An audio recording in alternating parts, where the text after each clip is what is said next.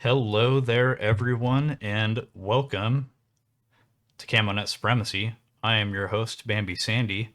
Uh, we are with a group called CamoNet Supremacy, covering Arma Reforger and the competitive community for the game, though we'll be expanding to other games in the genre, such as Hell Let Loose and Squad. If you're already involved in the competitive scene for those games, we'd love to have you over. When we expand into covering those games, we'd actually prefer putting a spotlight on people and content that's already organic to those areas, as opposed to cutting into things with our stuff, if that makes sense. All these games have their own casters and people that are following the scene to begin with, so it'd be way better to not just push those people to the side, but actually envelop them if they're interested. And kind of give them a better platform if they would like to see it that way. If you represent a team in the competitive community for Arma Reforger, or if you're with a group of people that would like to get into the competitive scene as a team, join the Discord using the link in the description below. Likewise, if you're participating in Season 2 of ARCL this year and you're struggling to find people to fill slots, that's probably because nobody knows who you are. Recruiting posts and generic posters can be made by anyone with often little effort, so what you might need is an interview. Join the Discord, reach out, and we can give you an opportunity to advertise for your team. Gives people an opportunity to hear your cadence and hear what you enunciate and what you care about, what's your drive as a team, and that's stuff that you're just not going to be able to discern as an average player that's looking for a team, whether you're hopping from one that's not going kind of how you want, or if you're looking for your first team. It's really important to be able to kind of feel out what your next year on a team is going to be, especially for someone that's never been on a team before. The Discord is meant to stand as a neutral space for any team or individual in the scene, regardless of skill level, hour count, or opinions on various topics. There's no association with a particular team, tournament, or server. You can use the Discord as a backup networking tool to keep in touch with people, for scheduling scrimmages, or for generally talking about things going on in the scene without fear of being banned or censored for wrongthink. CamoNet Supremacy is a collective media project / community for the scene and won't ever host its own tournament. Our content doesn't feature crazy overlays or editing purposefully, so aside from technical issues and bits in the front and the back end of the recordings, we'll leave everything in the middle for transparency, just so that way teams know and viewers know that we're not editing anyone to make them sound bad or whatever. This episode, this interview, features LaFay. I said that wrong.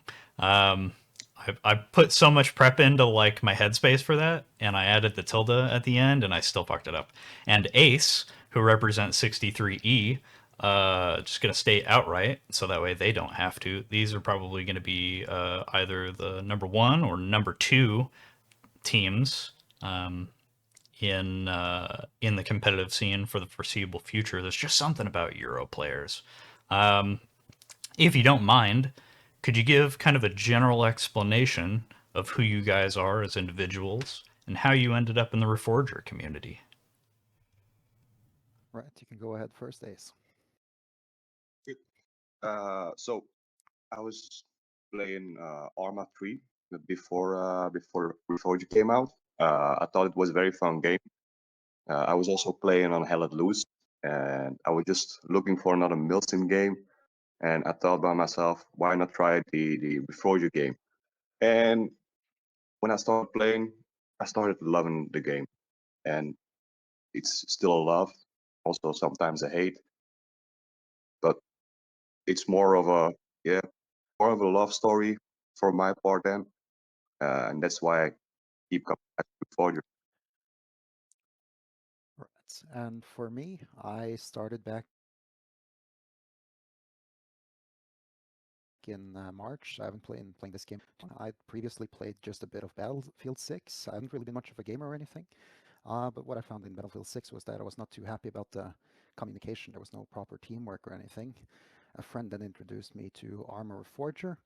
I think I tested it out for like 10 hours or so, just playing some PvE, just empty servers, and although the realism of it was interesting, Eventually, just killing some bots wasn't too fun, so eventually we made the decision to hop on some public servers.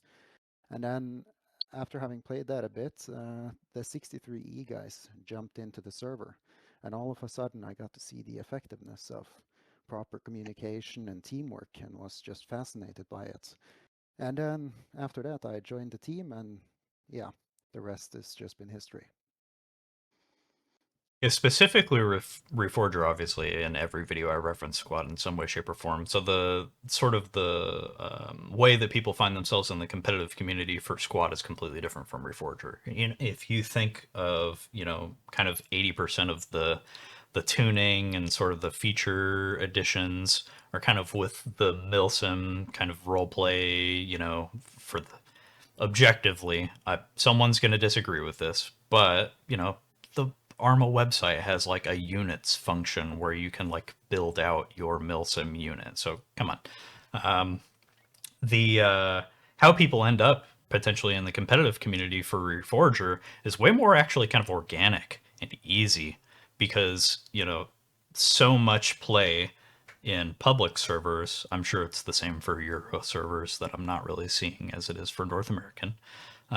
So much play is kind of just slumming it with a majority of your team. It probably just doesn't really care all that often. And that makes it all that more special to find that one squad of people on your team that are actually, everyone's got a microphone, everyone's on the same objective, everyone's kind of working the terrain. The skill level can be kind of whatever, but to even have people in your match to see that buy-in, and then also if you have the opportunity to play with that buy-in, it's addictive like a drug in a way that really kind of makes me hopeful for the Reforger community, for the competitive community, I should say, way more than Squad, because Squad competitive was only maybe one step removed from ordinary play, where like the skill disparity wasn't really all that big. The buy-in, especially since it's a PC game, everyone kind of knows what they're there for.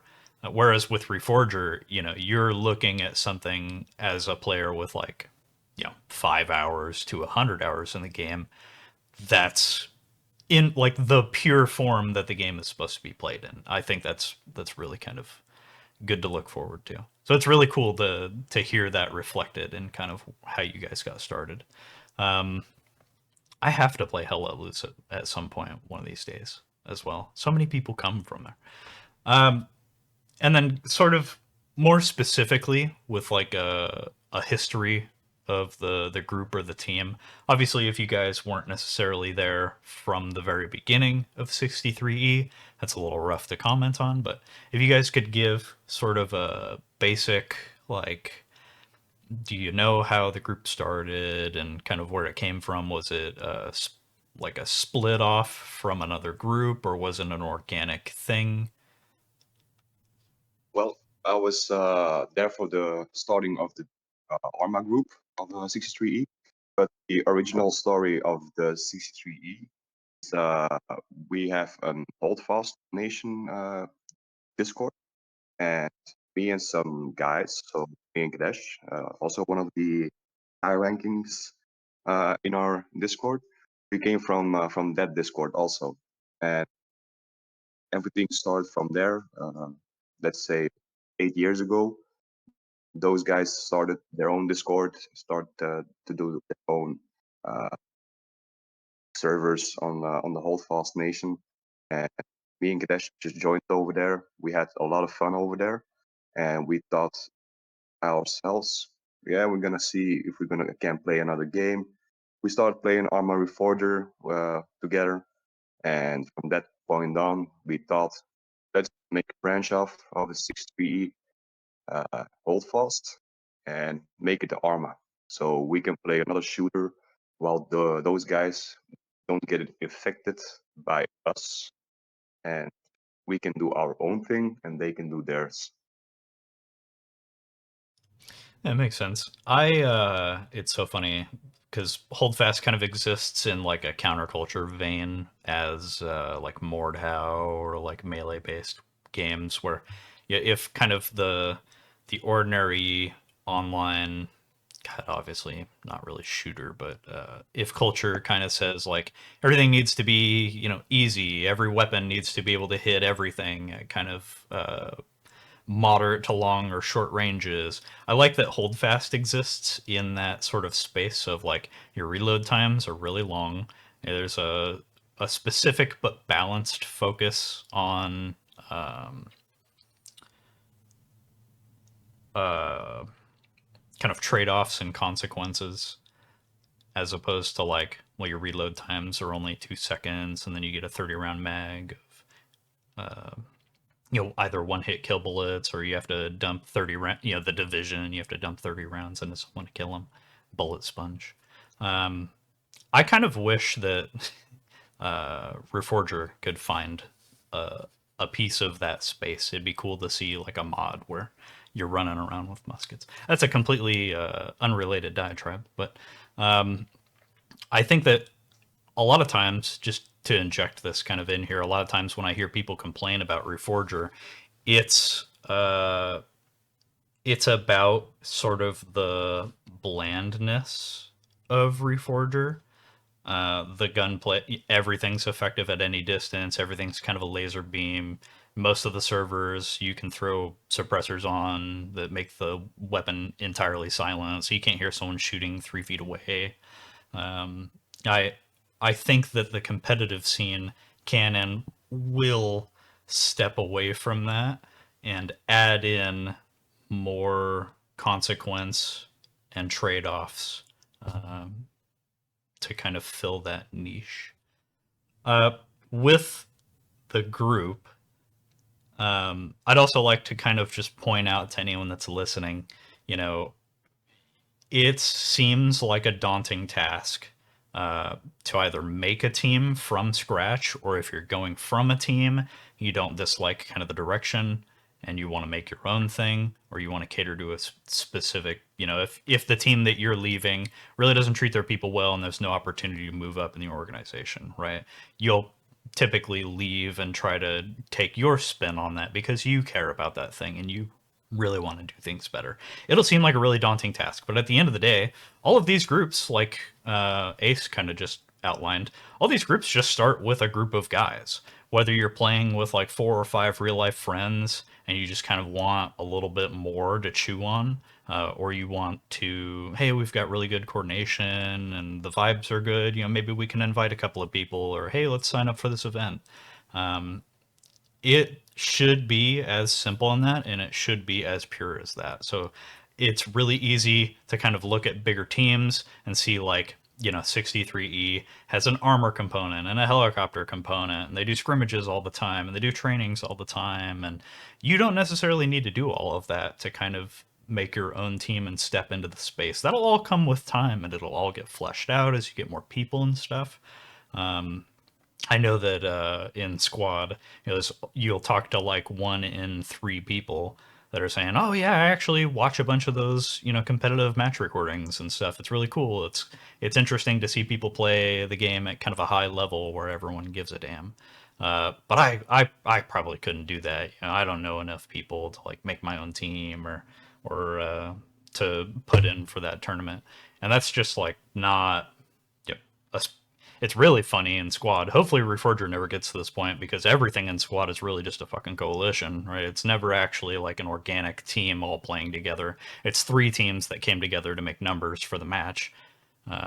So if anyone's listening and they're kind of on the fence about making their own team or whatever, obviously you've got to have some resources in mind, right? If you don't have $20 a month to throw at a training server to fuck around with maps and practice gunplay and stuff ever, maybe, you know, it's not the right move, but that's a low bar.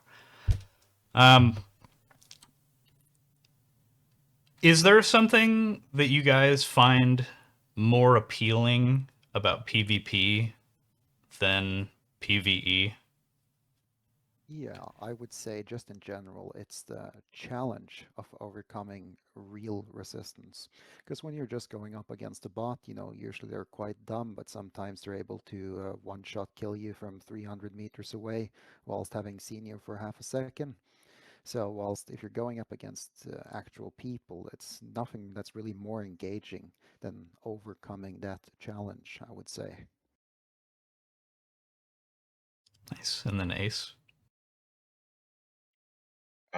For my part, I love to play both, but when I play PvP, and what I like most about PvP is just everybody does their own thing or works in a group. So everything that you need to do is a little bit off the normal tactics that you need to use or had to use before, or everything is different every time you play against somebody else.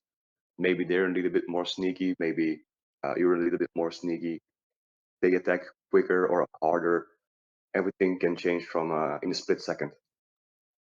Yeah.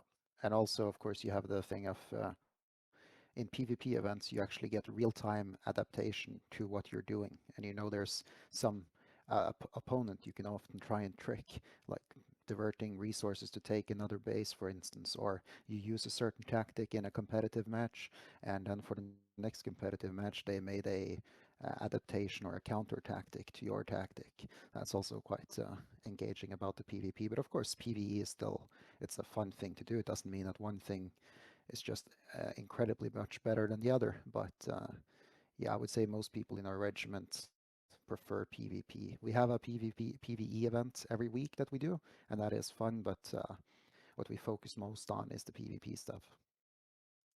Yeah, I think I give the analogy all the time that it's checkers versus chess, right? Just because chess exists doesn't mean that checkers isn't fun occasionally or has its value. And Right. especially if you're, everyone has days where like that's effectively public play, throughout the week is like, kind of low risk, low stakes. You might work on like one or two things here in the span of like 4 or 5 hours if you just got off of work and you've got a chunk of time to play. But for the most part, it's just kind of getting repetition with the game and turning your brain off and hanging out with people, talking about your day or politics or whatever. So I don't ever want to say that like PVE events don't have value, but and then also on the other hand, it's the difference between like you're saying, having fun and then satisfaction. Competitive games and competitive events are satisfying in a way that just once you scratch that itch once, you can't kind of go without it. Yeah, I told myself that I was going to stop doing competitive, and here I am 5 years later in a different game. Where are kind of a majority of the players from your guys' team playing from? Kind of primarily European?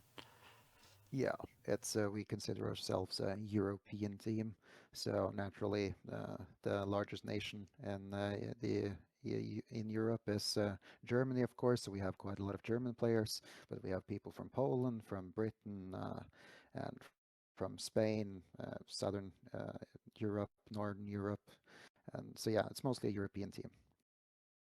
Nice, and then I'm sure every Euro team has to have one or two token Americans that are either based over there or they're just fighting despite the ping. We have a If Canadian actually, that and a guy from India. So one from India and one from Canada, but that's about it outside of Europe. It's so funny because occasionally you'll talk to, at least in squad anyways, you'll talk to like a UK team or a Euro-based team. I talked to an Indo-Pacific team once, kind of like an Oceania, sort of Australian, um, oh my god, what's wrong with me? Like Vietnamese team, and they've got like one American. There's something alluring as a North American player. I've mentioned it a bunch in different kind of content forums that like North American competitive play is just always more petty and kind of toxic and less holistic than kind of Euro competitive play. There's like a big cultural feed difference there to some degree. So you'll always end up with like one or two Americans that are on a Euro or an Indo-Pacific team because the culture is so much better that if you're burnt out as a North American player and you're kind of tired of all that and you just want pure good play with like a community that really cares about the little stuff, you'll always kind of seek that if it's an opportunity, which I always think is really kind of funny. There's something to say about needing to fix that from a North American perspective, but dear God, that might just be. This is just a game. I don't know if we can do anything about like work culture or whatever. Specifically for ARCL, obviously we're not linked to ARCL, but that's the big thing that's going on right now. Was there a specific way that you guys found out or heard about ARCL? Were you like playing in a public match and you saw an announcement, or were you, was someone in a Discord and they saw that this thing was trying to get started, or?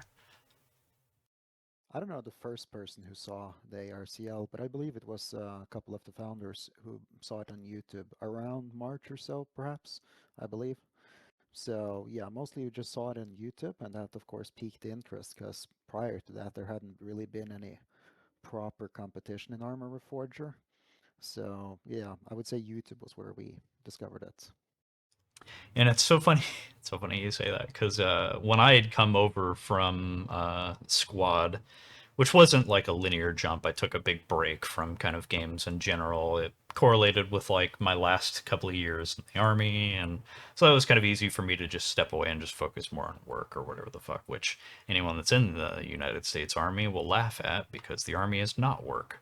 But when I jumped over to Reforger and tried to kind of think about the game in a competitive context and was looking around and seeing like, okay, well, what are the public servers like? You see the disparity between modded play and vanilla play. Okay, well, is there a competitive scene that's already going? And this was in, April of last year-ish. God, I can't believe I've already spent that much time with the game. I'm old. Everyone's old.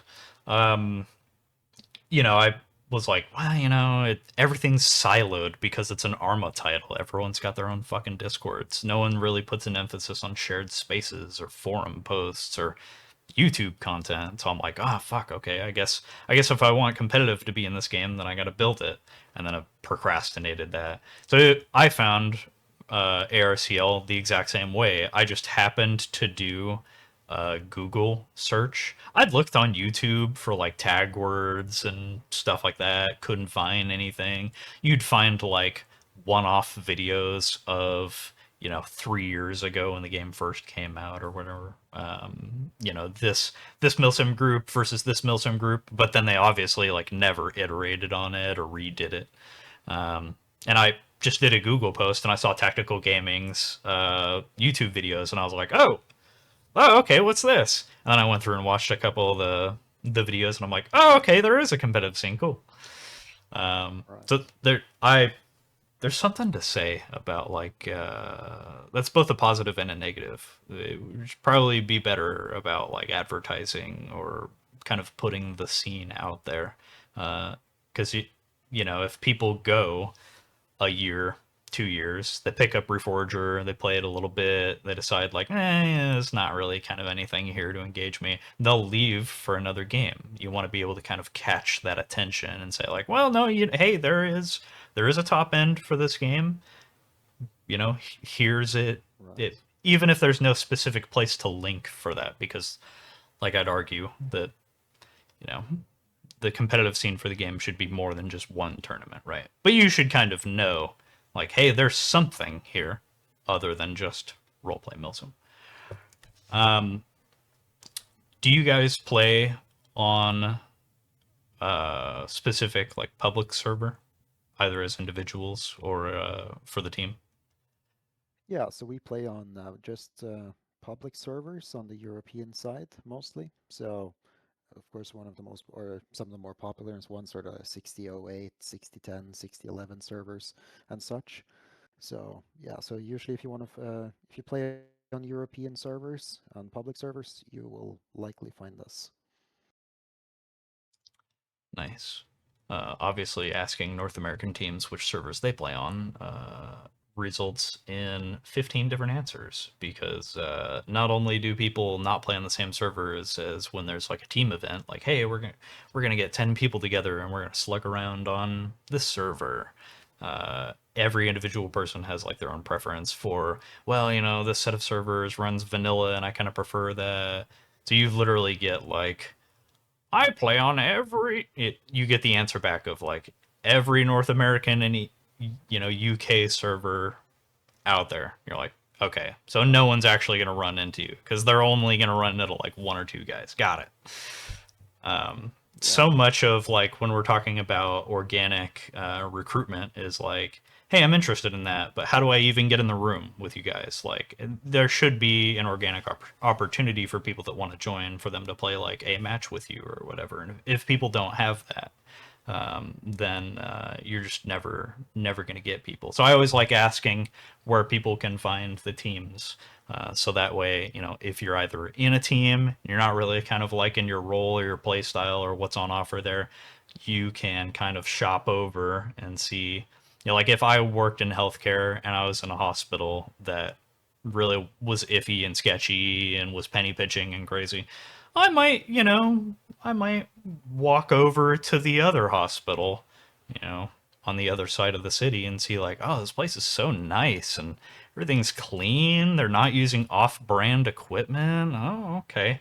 It's cool to have an opportunity within competitive for that. Yeah, I also think it's fair to mention that we rarely play on modded servers.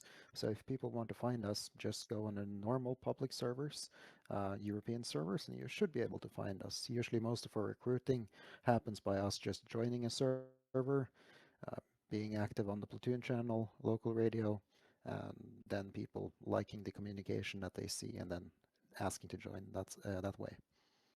Yeah, what do you guys? Obviously, we talked about this before the interview, but Right. what do you guys really prefer about vanilla over modded? Because that is, you guys might be the one group in the competitive scene right now that has that preference. Right. I would say in general, it's just the fact that it's sort of the standard game. When you buy the game console, for instance, like I did, or you just go to what Arma themselves or Bohemia are hosting, you see the public servers.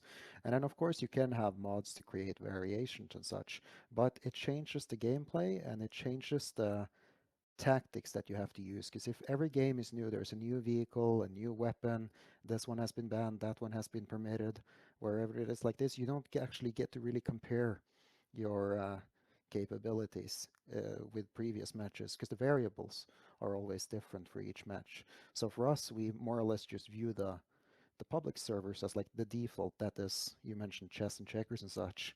For us, the public servers, that's HQ Commander, that is chess.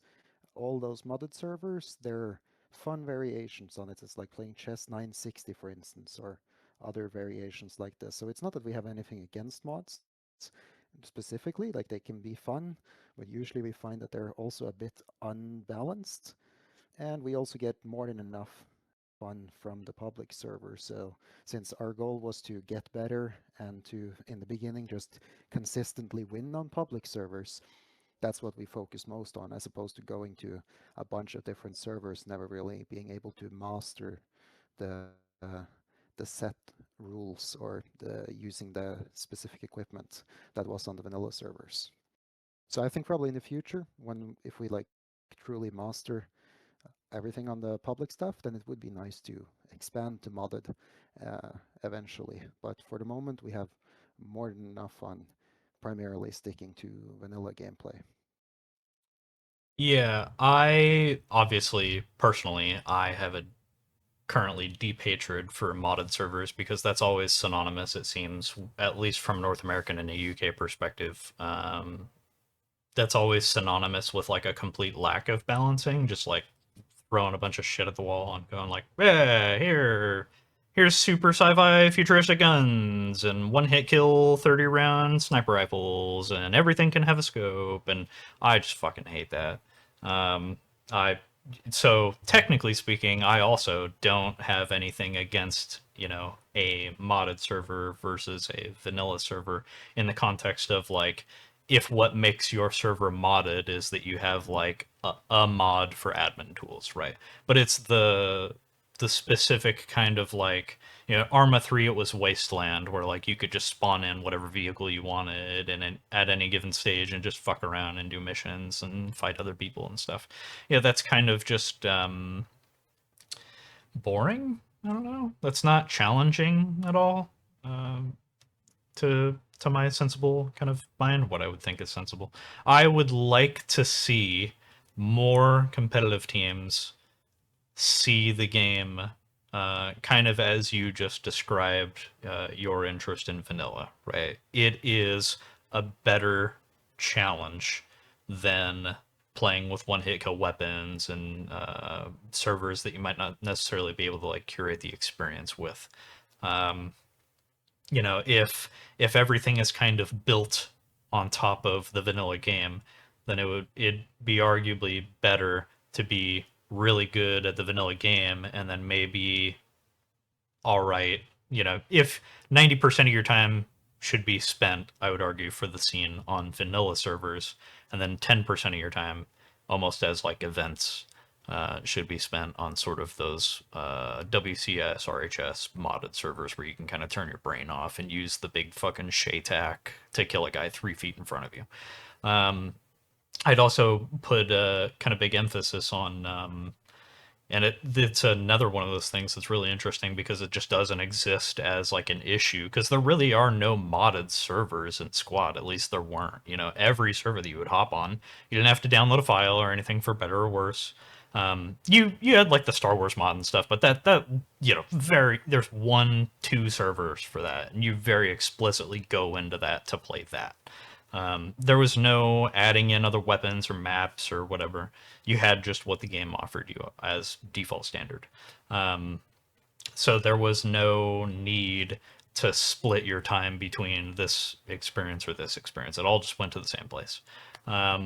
I would offer that, especially if you're in a team or part of a team or leading a team, and you're struggling for numbers, the best place that you can look for people should be vanilla servers because you're talking about like not only a better quality of person that you'll have access to.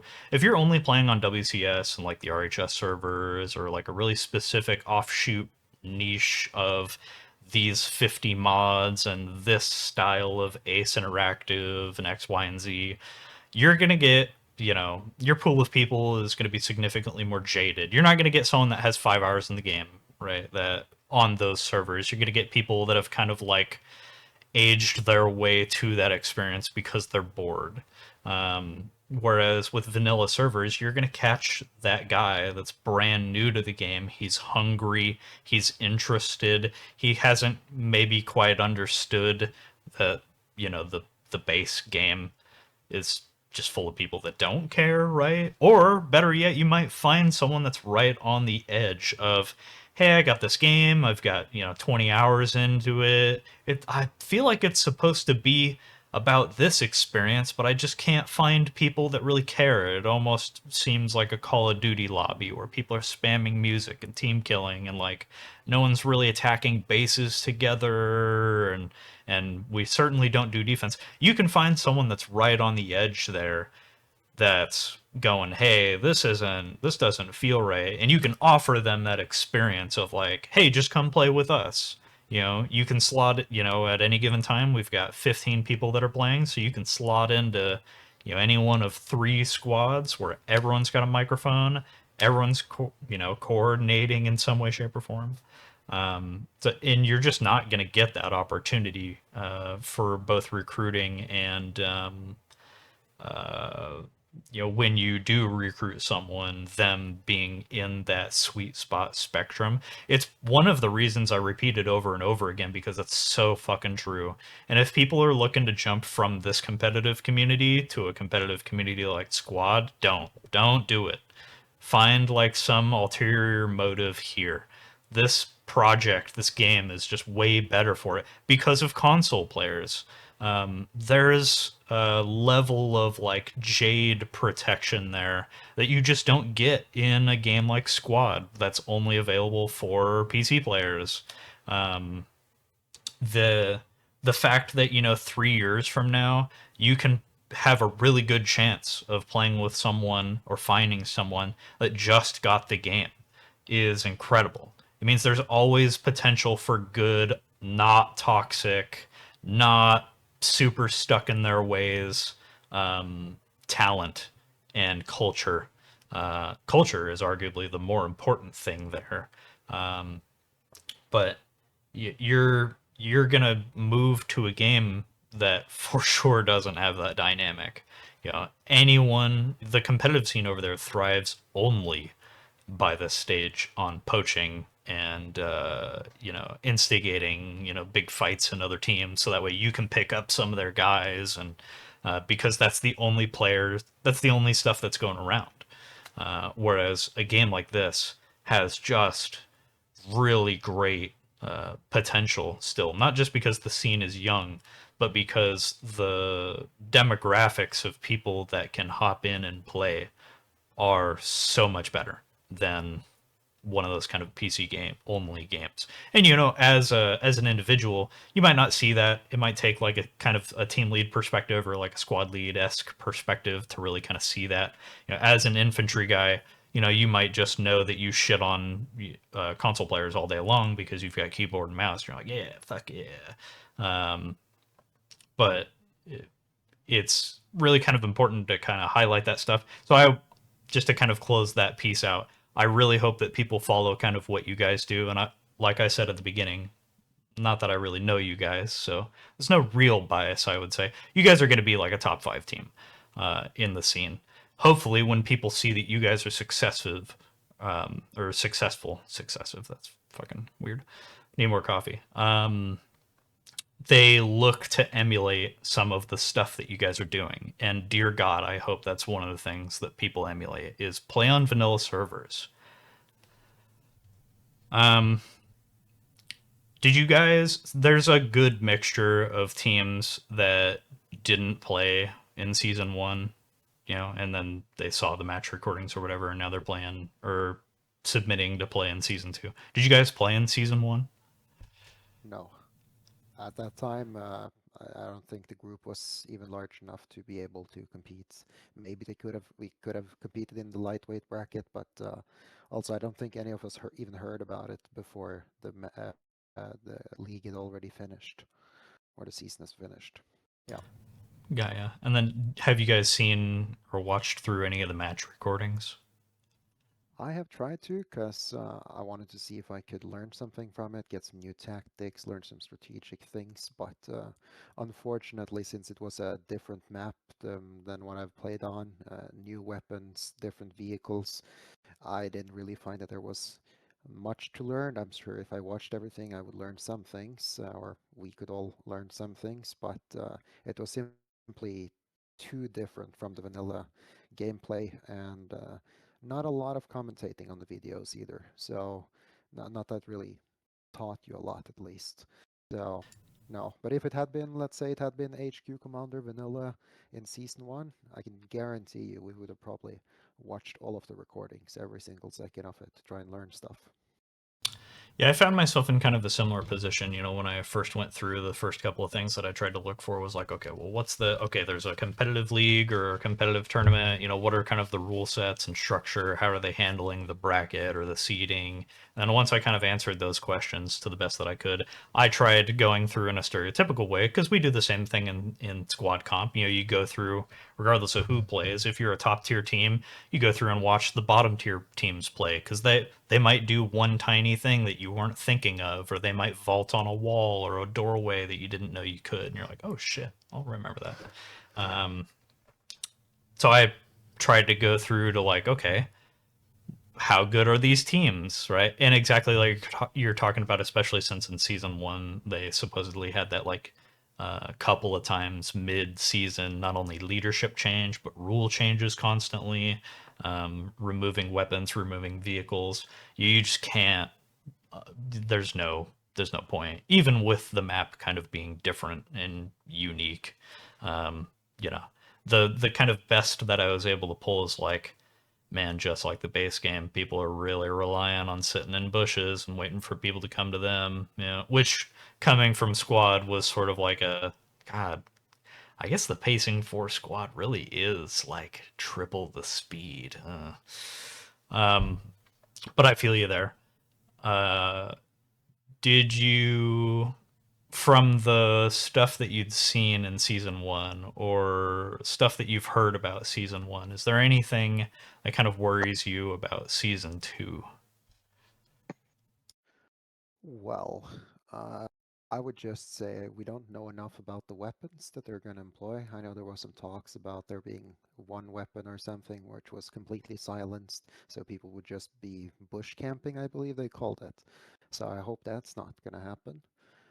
Except from that, since the ARCL is going to be quite a bit different than what we were kind of hoping it was going to be, because we were hoping it was going to be HQ Commander Everon, just vanilla, but it's going to be quite far from that. So we're just hoping it's going to be relatively stable, that people show up, and that just get to have some good scrimmages. That's mainly the our focus, and then try and improve our tactics, because since there is no much, there's no supply management really in that game mode, based on what I understand. There's no supply depots you need to get access to and make decisions on which base to attack, since it's only going to be one base to attack.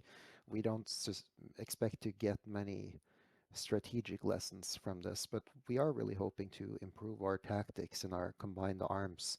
Not with helicopters, armed helicopters, of course, but maybe doing some mechanized infantry, getting better at how to attack different bases, or just being more coordinated, I would say. That's our goal for the season. With try not to jump the gun with questions, go subject by subject, but what would you say if you were to pick one or two things? What do you think your team does well? I always give the example of like when I started in squad comp, I joined a team that was infamous for really great mortars. To be fair, it's kind of a tit for tat example because in squad, mortars are just infinitely more effective than they are in Reforger. But like our team, knew because they were pretty accepting and weren't super curation based with skill. Um, their counter for that was, hey, within obviously the context of the map is a little bit different, but from map to map, but like, hey, within 3 minutes from the start of a game, a scrimmage or a match, we've got mortar tubes up and we're hitting people as they're getting out of their cars on objectives. That was like our big selling point. So is there any one or two things that you think your team does really exceptionally well? Right. Well, of course, it's hard to pick only a few things, perhaps, but I would say in general, we focus much more on strategy and not necessarily winning by having the best people at shooting the guys with the quickest reaction time, but instead focusing on teamwork, creating proper coordination, splitting up where we attack to create confusion for the enemy, and also sabotaging and backcapping bases. Of course, those tactics won't be as relevant now, since you can't backcap bases on the ARCL Season 2, but just in general, I would say that's some of our specialties. Structure as well. We have a fairly decent structure of we have three main squads: the infantry, called the rifles. We have our armored division, the panzer division, and for air we have the air assault squadron. So we have separate trainings for them, where they practice their own separate things, and then we have different trainings where we work on creating some combined arms offensives and such. So it's mostly about teamwork and creating synergy, as opposed to just focusing on reducing your reaction time by a millisecond or whatever. Gaia. And then last question. Uh, is there anything, this is a little bit of a spiked question, but it's sort of something to look back on once season two is done. Is there anything that you'd like to see from ARCL as a tournament host in the future after season two? Well, I would say, first of all, I'm really happy that they're doing this. I know they get a lot of flack for decisions they have made, and of course, not everything has gone according to plan. And sure, they may have made some decisions that weren't optimal or picking necessarily the best game mode or whatever. But first of all, I just really hope they continue making another season, because what they have started is absolutely a very great thing for the game, because there's been no one else who really created something similar, and they're doing this after just with their own free time, not making any money of it. So first of all, I hope we get another season, which I am expecting we do. uh, I would then say hopefully we get enough teams so that we can have a proper lightweight, middleweight, and heavyweight division. Also, maybe if possible, they make some other game format, but still, and that and maybe just making sure that the weapons they have decided to keep there are going to be balanced. But I think they're working pretty well on that as well. So I just hope they keep going and keep doing what they're doing and refining things. I don't have any like major complaints to make to them. Nice. Yeah. Personally, not that my opinion matters, but personally, I'd like to just see additional diversity, right? Like you're talking about, it'd be nice if there was a tournament that would hold like an HQC bracket that was just vanilla. It's not really about the Right. individual gunplay. It's more just about like grand strategy. And I vibe with that really hard. That was a very American phrase to use there. Because in squad you don't have that. It is only about, even at scale with 36v36 matches, it is only about individual gunplay. It's, yeah, to a degree, there's trade-offs and consequences, and there's ways that you can handle, I'm going against an objectively better team that's got better shooters, so we're going to throw more bodies at the objective in this way, so that way the gunplay doesn't matter as much, and then we're, get to capitalize on that by leapfrogging to the next objective, so we're already on it, and there's for sure ways that you can kind of work a little bit of strategy, but it really all is just centered on how well you shoot. And Reforger offers a really great opportunity to test that individual gunplay kind of centric thing. It's great for working on the low level guys, but then there's no kind of opportunity to test and challenge mid-level kind of management, squad leads, and maybe regional specific shot callers, or the guy that's making like the quote unquote commander role, or sort of like the big aspect decisions. There's typically nothing really to challenge those guys on. You get fat and lazy in squad, whereas with Reforger, it would be really cool to see an HQC mode where like, hey, yeah, if it doesn't make sense if that's the only thing going on. But if we've got, for instance, even if they don't want to do it, if the scene itself between different tournament hosts has, an infantry only option for like 10v10s that everyone can push their shooters into, and then you've got, maybe a ticket based version of what ARCL is doing where it's like, it's kind of more middle ground, more just about kind of simple map play where you've got the AAS lane where you move from one objective to the next to the next. So there's a little bit of strategy there, but it's not about kind of circumventing the enemy or wrapping around. It's about moving through the enemy. Your team only has to worry about defending one objective and then they're attacking another and vice versa. But then also it would be really fantastic to do the top end of that and have like, okay, well then we've also got a third option for the scene where it's really more about the grand strategy and it's kind of less about the gunplayer, the individual. It is about Everon style, like, hey, that objective's really hard to fight over. We know that they're kind of dug in there and they've got like armor over there. So we're going to wrap around to this objective and then we'll try to take the one after that in sequence quick enough to where we can just mitigate that objective. Now they've got to come to us and we don't have to worry about that. I think that should be on the table. Right. If you don't allow for that sort of play or that level of play, you're really uh, leaving a huge aspect of the game off the table. So I would like to see that Right. Let me from. just say that, like, yeah, I'm sorry to interrupt, but just let me say that, like, if we could get our way, we would definitely want it to be HQ Commander on Evron instead. The only reason why I don't say that they're going to do that for the next season is just because, based on what I've heard so far, very few teams, surprisingly enough, don't seem to enjoy playing vanilla HQ Commander, which our team finds to be quite unfortunate because we were really excited about the ARCL and thought that was going to be the game mode. Then when we heard it was going to be quite different, our interest was decreased, but for us, we view it just like, okay, it's not really what we wanted to do, but let's try and get something out of it. It's still a major competition, one of the really only proper competitions, and we'll try and get some value out of it. But like, if they could, if get enough teams to hold an HQ commander, everyone bracket, we would be the first ones to sign up. And honestly, if that's possible to do, that would be our main wish for the next season.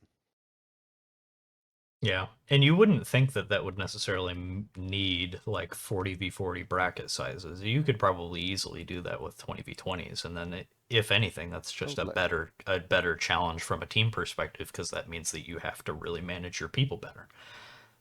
Absolutely. We have had some scrimmages, only a couple so far, but it seems like they're some of the major teams who are also going to participate in what was originally supposed to be the heavyweight division.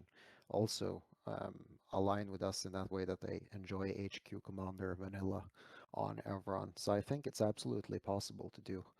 And I really hope they would do it, or if not the ARCL, someone else. But yeah, I guess we'll just have to wait and see what happens.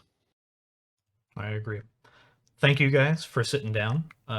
Able to get this right under an hour, so that's fantastic. Um, and I'm really excited to see how you guys perform in season 2. Like I said in a couple of videos so far, we are still going to cover season 2 and do match analysis and stuff like that. And we hope to not only see how you guys play through that, but to be able to look back with you guys over your performance once the season is done, and kind of look forward to what comes next. So thank you. Absolutely. Appreciate you taking the time, and we look forward to the next interview.